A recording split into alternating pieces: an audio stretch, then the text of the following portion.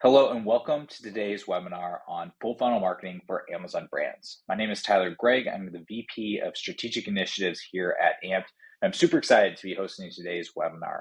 We've got a great group of speakers coming on, and before I introduce them, I want to take a few minutes to kind of walk through why are we hosting this webinar. The reason we wanted to put together this webinar going into Q4 here is because we see the brands that we're working with, the ones that are adopting a full funnel marketing strategy, are having a lot of success in the first parts of 2023. And we want to share some of the tips and strategies that we've seen them deploy so you guys can incorporate them into your Q4 strategies here. So gone are the days where you can just do Amazon sponsored ads and drive organic rank and see exponential growth. The buyer journey has become so complex, even on Amazon side, that brands have really begun going beyond the walls of Amazon and going beyond just Amazon sponsored ads to engage their customers throughout the buying journey, not just at the point of conversion.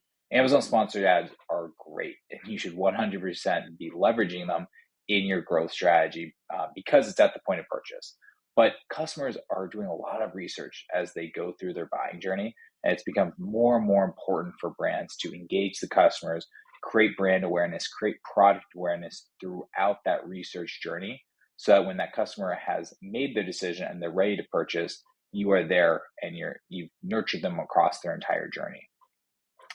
Then you also need to have a strategy to maximize profits at the point of conversion. So pricing is such an important component. Make sure you're driving really strong conversion rates, but also maximizing your revenue, maximizing your profits. So really excited to be talking about this today. We're going to be highlighting three key components here. First off, driving awareness. Second off, nurturing those potential customers. And third, making sure that we are optimized to convert them at that point of sale. So excited to introduce the speakers today. As I said, my name is Tyler Gregg, Strategic Initiatives here at AMP. I've worked closely with brands throughout the last 8 or so years, focused specifically on Google ads. Historically, before I moved into the Google to Amazon space, I was doing a lot of Google to D2C stuff. So I have a lot of experience in terms of how to optimize conversion rates, how to engage customers throughout their buying journey, and things that are applicable for Google to D2C are now becoming more and more applicable to Amazon brands. So excited to share some knowledge on that front. We also have Chad Rubin from Prophecy here today. He's been in the Amazon space for a very long time. Actually started one of the biggest, or I think the biggest, Amazon conference called Prosper, as well as many other things in the space. I'll let him introduce himself a little bit more here in a minute. And we also have Tony from Tenuity. Tony has been in the Amazon space for quite some time. He started on the search side, and when DSP became self-serve, he moved over into that team to help build out that service offering for Tenuity to their enterprise customers. So he has a lot of experience in the Amazon space, a lot of experience specifically on DSP and how to incorporate that into your marketing strategy. So really excited to have these folks joining us today. Without further ado, I'll hand it over to Tony here to dive into his components.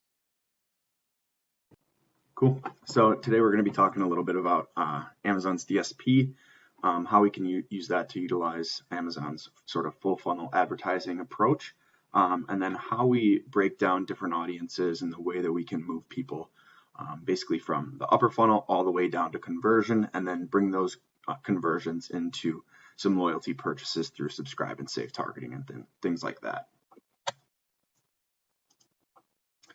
So basically, just wanted to touch on what Amazon's DSP is. It's a way to programmatically buy ad placements across the internet, as well as video placements across the, different publishers on Amazon's Fire Stick.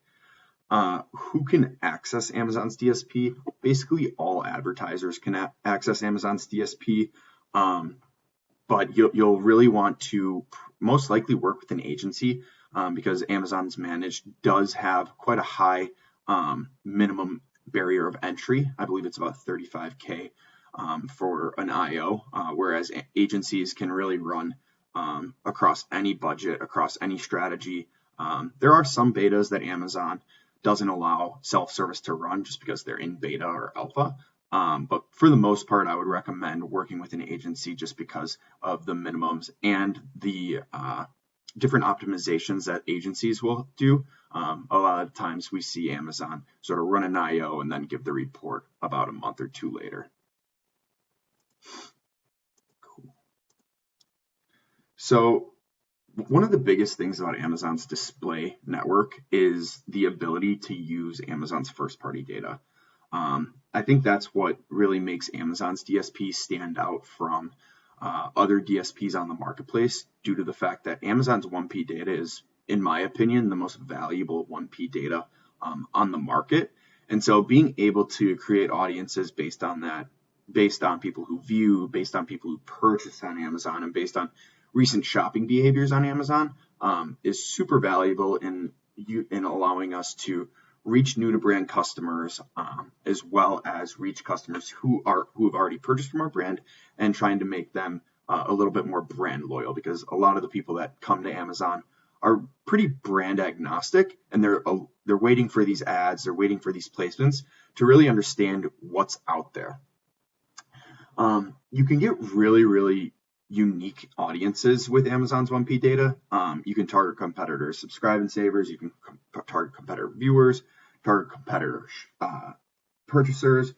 And then Amazon's 1P data allows them to create different in-market segments that are based off of your shopping behavior on Amazon. So based on that, you're in the market for, let's just say, a stroller in this case.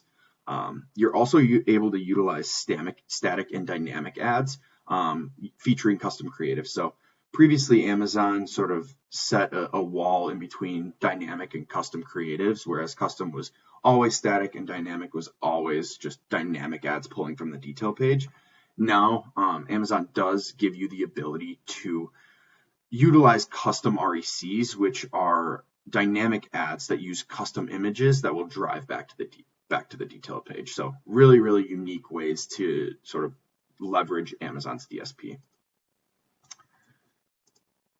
Next, I want to just talk about the funnel positions and the way that I always look at them. So typically with the clients that I'm working with, we'll have a large enough budget to utilize consideration and purchase tactics. And then we'll typically utilize our awareness tactics around tentpole events. And that's why I say it's a little bit more of a strategic approach here, because we're going to want to make sure that these awareness dollars are going as far as possible. And with the high CPMs, with the high competition for those placements on awareness, we're going to want to make sure that we're being strategic about when we're activating these specific placements. And so with streaming TV, with Twitch, with OLV, we'll typically want to utilize these either around T5, Prime Day, or really getting in and during our busy season. Across consideration tactics, I usually will start with competitor targeting at first, just because these are people who are furthest down the funnel, and we want to make sure that we're hitting people across our aisle before we're targeting people who are throughout the grocery store, for a lack of a better example. Amazon does allow the ad tag to be utilized. So Amazon recently deprecated their pixel placements. And so they introduced the Amazon ad tag that you can attach to your storefront. And we can retarget those shoppers who either get to checkout and they don't convert, whether they view a page, they don't convert, whether they purchase, they don't, and whether they purchase, and then we can retarget them to see if they can repurchase on Amazon. And then at the lowest stage of the funnel, we have view, retargeting, and past purchasers. So especially in the CPG realm, you're always going to want to be targeting people who have purchased your product, because these are going to be the most valuable customers, and usually they're the highest to convert. And then you'll also want to be targeting people who have viewed your detail page but have not converted. So always make sure that if you're utilizing any sort of DSP, you're always utilizing it to retarget people who have viewed, as well as people who have purchased, especially if you're in a CPG category. Cool. So what to think about when activating awareness? I want to talk a little bit about how to utilize Amazon's DSP to bring people down the funnel and make sure that you're starting to build that brand using the DSP, and not just utilizing it to reach people who are in your specific aisle or specific product category. So first thing I always talk with clients is, how are you going to measure success? A lot of the times we have clients who are so focused on ROAS, and the best way for you to utilize Amazon's awareness tactics is to completely shift your thinking and think about reach, think about impressions, think about brand lift, think about new to brand reach. And one of the ways that you can make sure that you're ensuring that your dollars are going to people who don't know about your brand are negating out 365-day purchasers within your audience targeting. So it's one of the best things about Amazon's DSP, again, is using their 1P data in a strategic approach to maximize your ad dollars moving forward. The second thing that I always talk with clients about is creatives. So you'll always want to make sure that you have a creative that either aligns with your strategic advertising and category approach or strategic brand approach. So sometimes you'll have clients who have brand dollars and the brand will give you a brief and they'll say, hey, I want to reach a demographic of this age and this gender. Or you'll be working with more of a product team, which is typically like your marketing team, and they'll have specific videos for specific products. So just to align your creative with the audience that you're targeting, because that's going to give you the best possibility to have success, especially if you're getting a brand lift study. So another thing that I love about Amazon is the fact that they have partners who will give you free brand lift studies if you reach a minimum amount of spend. And so typically I'll run either the Lucid brand study, which is about $50K in total awareness spend, or you'll have the Kantar 7-question study, which typically $200K will get you there. I believe it's a minimum of 9 million impressions. So with the high CPMs, it is a pretty heavy investment for some clients that we work with. But regardless of that, I always want to make sure that I'm getting a brand lift study just to really quantify the strategic outcomes of this investment. So you can also get into non-categorical targeting, demographic targeting, but a lot of the times I'll stick with categorical targeting and just make sure that I'm negating out as many audiences as possible to ensure that we're reaching these shoppers who aren't prone to purchase from us and aren't really aware of our product or brand at the time. So next thing I want to talk about is moving people down from our awareness bucket into these mid-funnel activations. So a lot of the times I want to make sure that I'm targeting the same audiences in our in-market segments as I am in our awareness target. What that allows us to do is reach them across device and continue to move these shoppers down the funnel. The ultimate goal is a conversion, but in between conversion and your reach to that incremental shopper is going to be a product detail page visit. So once you have that shopper go to your product detail page, they're a lot more likely to convert because we're able to retarget those shoppers through our lower funnel activations.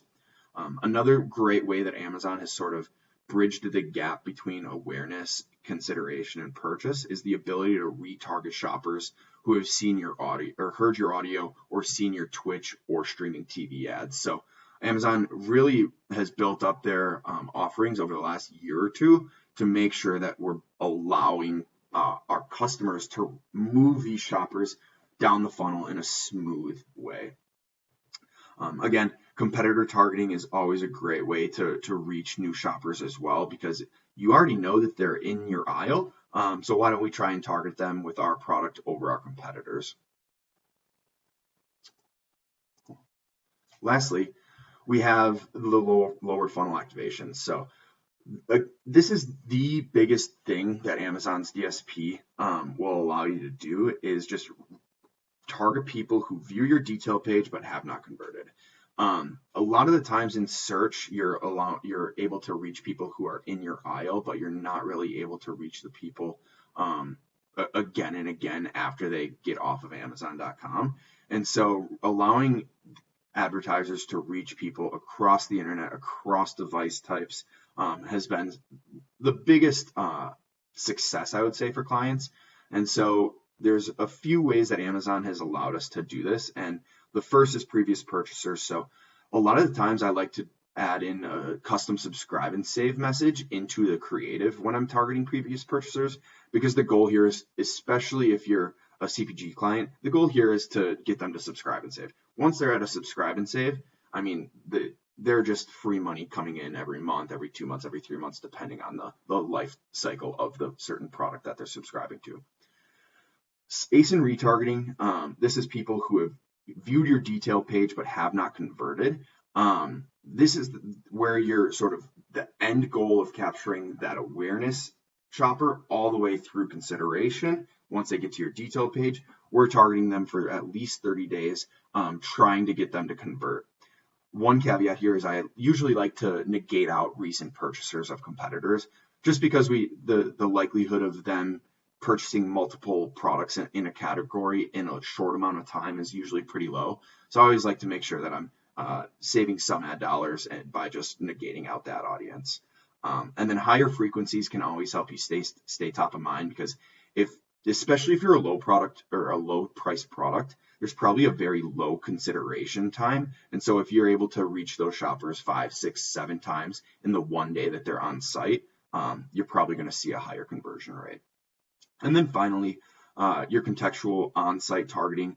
This is a pretty limited inventory position just due to the fact that it is going to be only on the detail page. So not a lot of scale here, but the way that this is targeting is targeting shoppers who are targeting products that have contextually relevant content on their product detail page when compared to the creative that is there. So let's just say I have a fireplace that's contextually targeting products on site.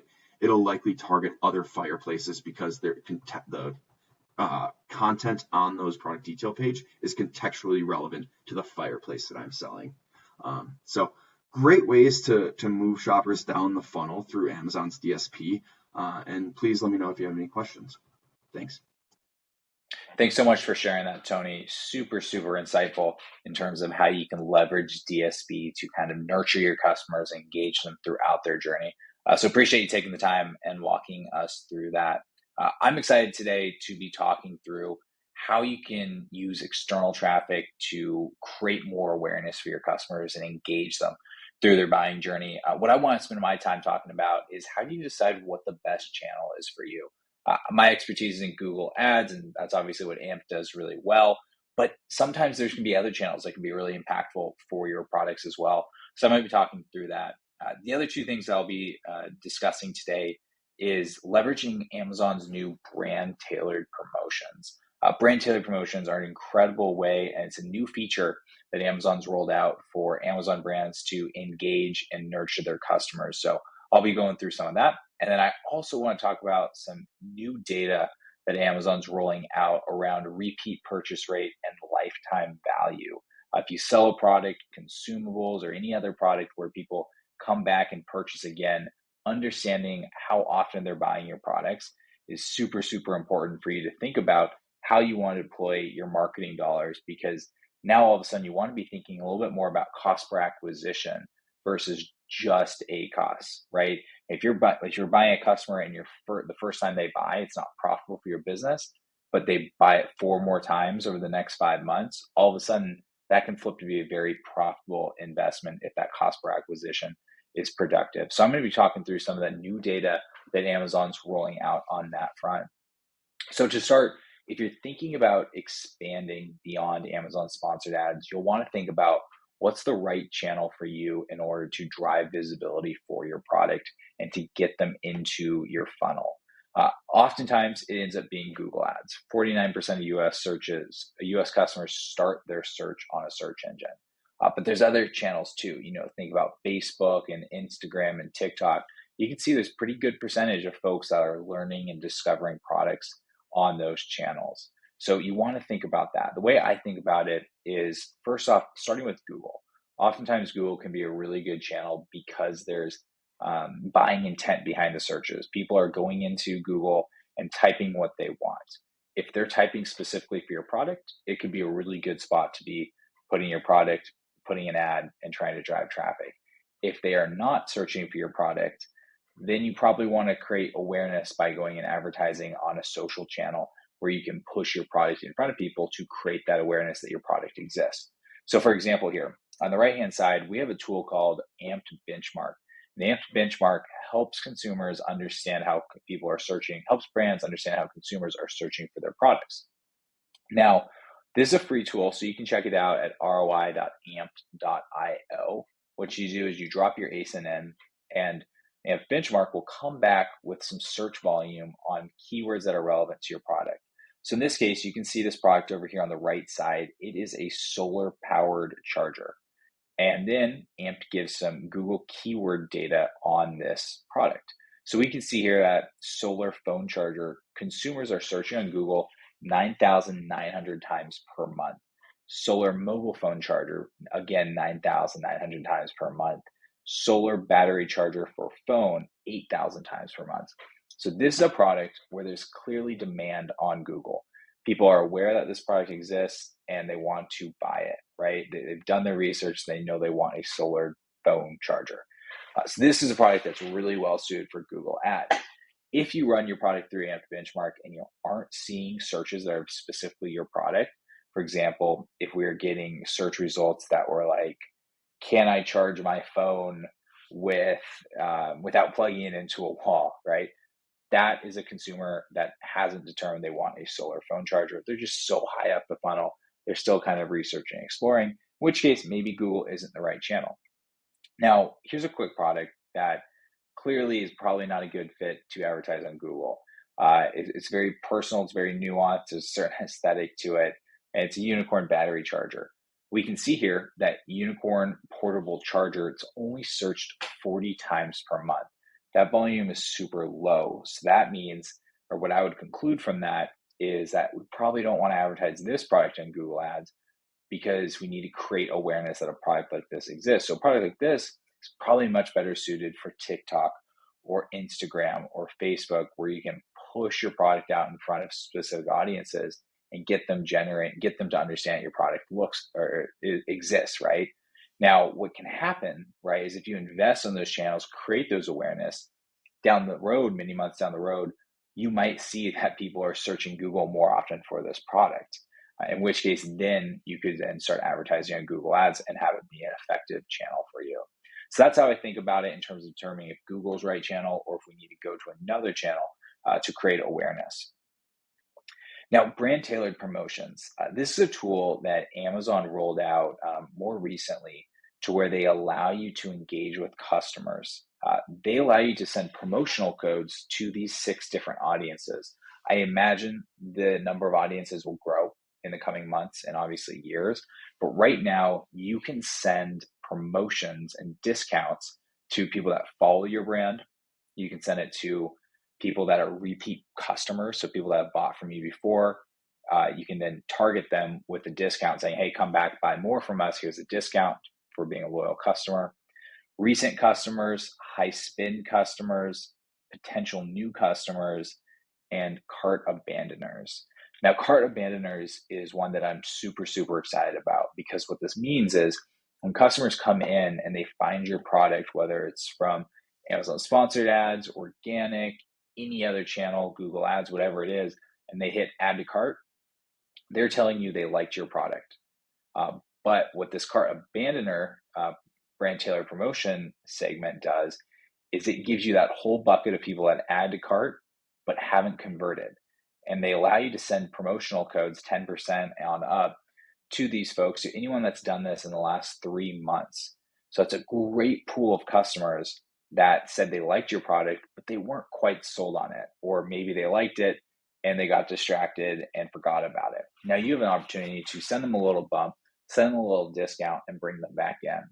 This is a tried and true strategy for D2C customers. Back in my D2C days, people did this all the time. The largest brands in the world. As a consumer, you've probably gotten this before. You're on Nike or Adidas or whatever D2C site you prefer. Add something to cart, you don't buy it. Get an email a couple hours later saying, hey, here's 15% off. Don't forget about us. It works. So definitely recommend cart abandoners. We're hearing a lot of our brands already adopting this, already deploying it, and seeing great results already. So these are things that we're really, really excited about. When you think about full funnel marketing, when you can get customers into that funnel or potential customers into that funnel, and you can send them a discount code to pull them further down your funnel, it's super, super effective. If you're not doing this, you need to jump on this, because otherwise you're missing out on a huge potential, huge opportunity to engage these different audiences that are signaling they like your products, they signaling maybe they've already bought your products, and now you have an opportunity to re-engage them, reactivate them, and get them to buy more.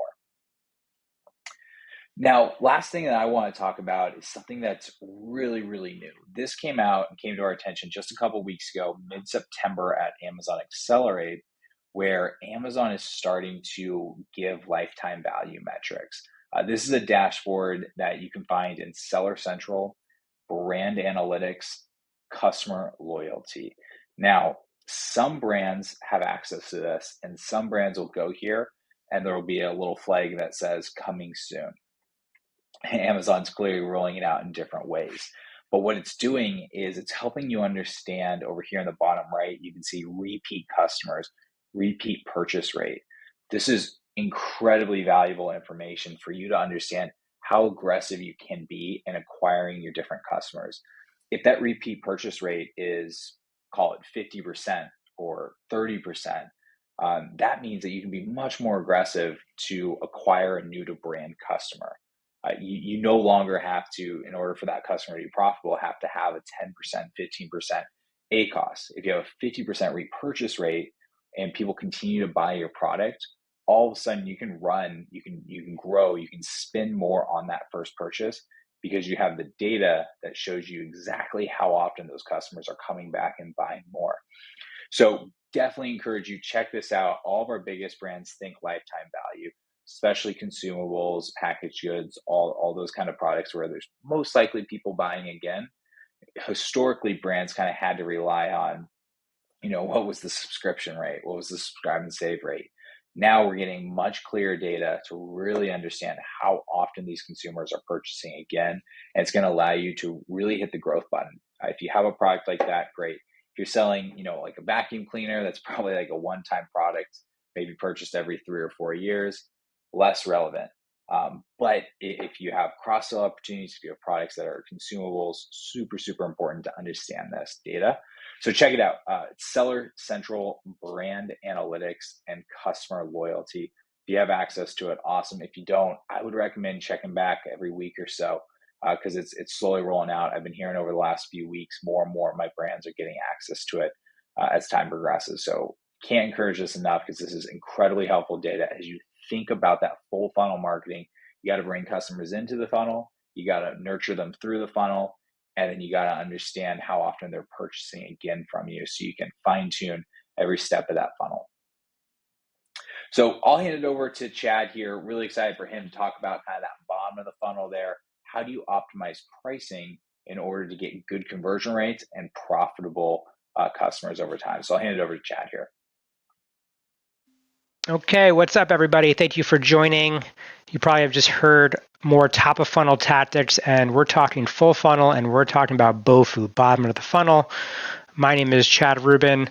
I've been in this e-commerce crazy world for the past 20 years, believe it or not, starting with my own e-commerce business, then starting a software company called Stubana, which we exited in 2021, along with the Prosper Show.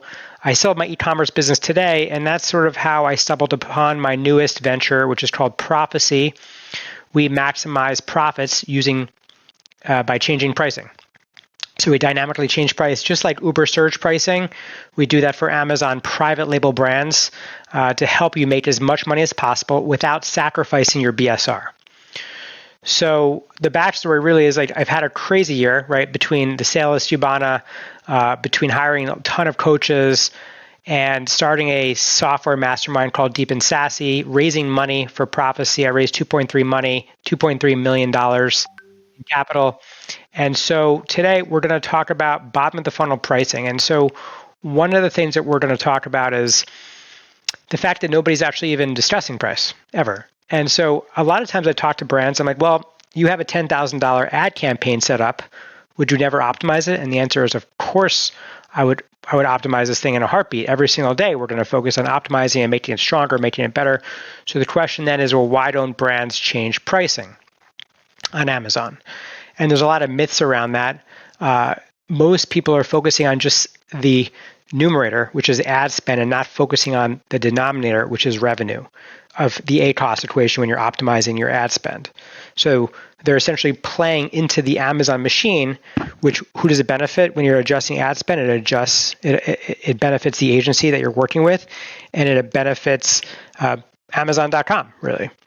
And so there's an opportunity to actually maximize your profit dollars by actually using both the numerator and the denominator, harmonizing those together to create a far larger unlock than you would have normally had if you're just focusing on ad spend. So what we came across, especially my own e-com business, so after I sold Stubana, I walked back into my e-commerce business and I restructured this thing. This thing was really broken, and we realized that pricing was broken. Our margins were getting compressed. Things were getting harder to compete with PPC inflation, with raw material inflation, with salary inflation across the United States. And we also manufacture commodity products. So I started asking questions like, okay, we have 500 private label SKUs. We're adjusting our ad spend. We're making changes to our listings. But what we're not doing is we're not changing price. Why? And so we believed that by changing price, there was actually a way to maximize profit. Now, like I mentioned, I tried everything. I cut expenses. I tried to improve my ad effectiveness. I worked on taking the dust off my listings and optimizing them with A+ content and better images for a stronger click-through rate. And just everything was getting too expensive for this business. So I came across pricing. I stubbed my toe on this idea. And I was like, okay, well, pricing is a massive pulley we can be pulling to maximize profit dollars to the bottom line. Nobody's pulling it. And it's a huge lever that swings a big door, and it can have a massive impact in a short amount of time, and nobody's doing it. So there's a price to value discrepancy that's on Amazon, and the way to figure this out is to start building a pricing muscle. So just to look at some quick numbers, you could actually lower price, right? Sometimes actually lowering price is the optimal decision. Most people think of just raising price, and a lot of people during COVID were like, hey, just raise price 5%. And that's actually, in my opinion, that's disinformation, because there's something on Amazon called a knock-on effect. Your price today affects your orders tomorrow. I'll say that again. Your price today affects your orders tomorrow. So you can change price, but it affects your BSR, your competitive positioning, and it may not be the optimal decision. You need to make a decision that's optimal both for Amazon.com, for your customer, and looking at your competitors. Let's just look at the scenario here where you lower price. You lower price, it increases demand. Your unit velocity increases, and that creates more profit dollars offsetting the lower price. So you're selling more units, maybe at a lower margin, but creating more profit dollars at the end of the day. And that results in a lower BSR. Now you're not renting on page one, you own top of search on page one. And that increases your organic placement, so there's that knock-on effect there, but on top of that, you're making more profit dollars. Reversely, right, you can increase price. And so you can see here's a garlic press on Amazon. It's $15. You have all your fees. We take your 30-day unit velocity, and now you're at $28,000. A $1 increase, which can result in a 12% increase in profit. This is just for one SKU, and that's $3,400 a month. You annualize that, that's almost $41,000. And then every decision you're making in your business should really be about enterprise value, right? Enterprise value, we're taking a multiple of that profit dollar, which is what your exit multiple would be, and you're looking at a overall increase in your enterprise value, your company valuation, by $163,000. So there's no question that pricing can have a massive impact. Now, we believe that brands are leaving billions of dollars on the table, and we're seeing that with our dynamic pricing software that we built. Now, if you look at our website, if you go to Prophecy.com, you can actually go in to Prophecy.com and see for yourself how much money you're leaving on the table with a profit calculator. So this is your leakage. You can put in the number of ASINs. You can put in just how much those ASINs are generating for yourself. You can put in your gross margin. It'll calculate what we expect to be your profit that you're leaving on the table. Now, you can do this manually. You can actually adjust pricing in a smart and conscious way to see how much money you're leaving on the table. And you can do that if you email me at chad@prophecy.com. You can go in and get our pricing framework. So we built out this spreadsheet, if you want to do it manually, with every input you'd need to make a smart and conscious decision about your pricing. Because it's not about just increasing price. Sometimes it's about lowering price that spurs more demand, and you have to see what happens in the data. It sort of depends. Every decision on Amazon has a nuance in it, and that nuance has to be tracked using data. So you can get this spreadsheet here by emailing me for it at chad@prophecy.com. I would love to help you out. Back to the originally scheduled programming, if we're seeing that we can create a 10 to 15% lift by doing this for you, using AI specifically, the next step is, okay, we know where price is going on a weekly basis. If we know where price is going on a weekly basis, we know, well, the perfect price at a specific spend. So we can predict the perfect spend. So this is on Prophecy called the All-In Optimizer right here. And this All-In Optimizer bends the rules a little bit, and we're going to talk about what that means. If you go to slide here, this slide 19, you have your base case scenario. You got your $25 product. You have all your fees from Amazon with your gross profit. Then you have your ad spend that gets you to your contribution profit. Your ACoS is 20%. Most people in the Amazon world typically have an ACoS that they target. And that ACoS is the inverse of a ROAS target. So a 5x ROAS, your agency, your PPC manager looks amazing. But now think about this use case right here, $30. We raise the price 20%. We increase your ACoS 20%, 24%. I know it's crazy. We're increasing your ACoS and we're increasing your price, and we're doing it in harmony. And the unlock there is 100% increase in contribution profit. Now, your ROAS looks worse because ROAS is really a vanity metric around revenue. It's a revenue embedded metric. And we're switching the perspective to really focusing on decisions that enhance profitability, because that is why you're in business, to make more money. And that is done by harmonizing price and spend together. So we predict not only the optimal price, but the optimal spend at a specific price, and we do that on a weekly basis. So the idea here is you want to harmonize your price and your advertising together. And when optimized together, you can unlock even greater efficiency of your ad spend, but higher profits. So it amplifies not only your ad performance, but your profit performance on top of it. If you want that profit optimization framework, like I mentioned, you can email me, or if you're savvy, you can go ahead and hit that QR code right here at the bottom left. It'll pop open a screen with a link tree. You can subscribe to our Black Box newsletter. You can get this pricing framework for free, and you can just check out what else we're offering in that link tree.